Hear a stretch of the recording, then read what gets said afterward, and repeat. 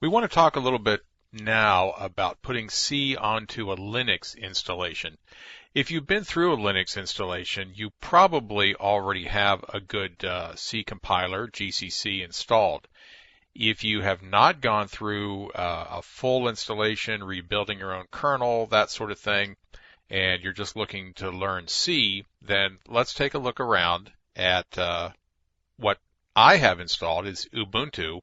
UBUNTU. It's another distribution or distro of Linux. So we'll switch over to that and I'll show you what you can do inside Linux to confirm or at least upgrade the C compiler that you have there. Let's switch over to my workstation, and this is my desktop inside Linux, inside Windows.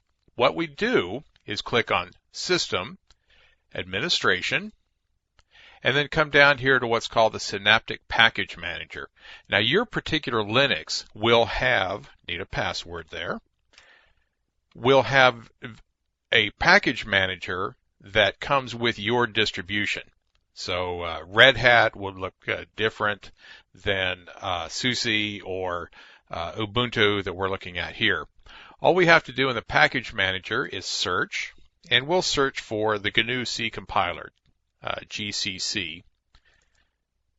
We'll click search, and it should just take a second to search through the libraries.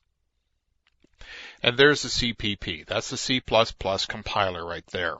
Now, all we have to do is look at the installed version and the latest version. And they match, so we're up to date. We have everything that we need to do C++, or in our case, just simple C programming. So I don't even have to checkmark this or do anything with it. If I did checkmark this and click apply, I could install or upgrade the GNU C compiler or the C++ compiler and get a fresh version. Could close the package manager, and that's all there is to it. If you want to read more about the C compiler, the GNU CPP, simply go to gcc.gnu.org. All kinds of documentation on installation of the compiler, various platforms that it can be run on, how to test it, lots of documentation so that you can go much farther than we're going to take you beyond just the C language.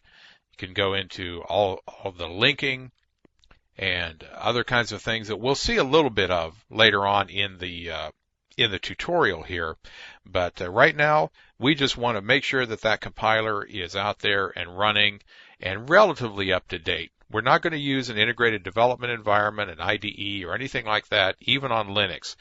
We're just going to use the simple command line or terminal session, just like that, so that it's nice and simple, and we only have to worry about the language itself and not some IDE getting in the way. So onward, we will go and learn how to test our compiler and make sure that it's actually out there.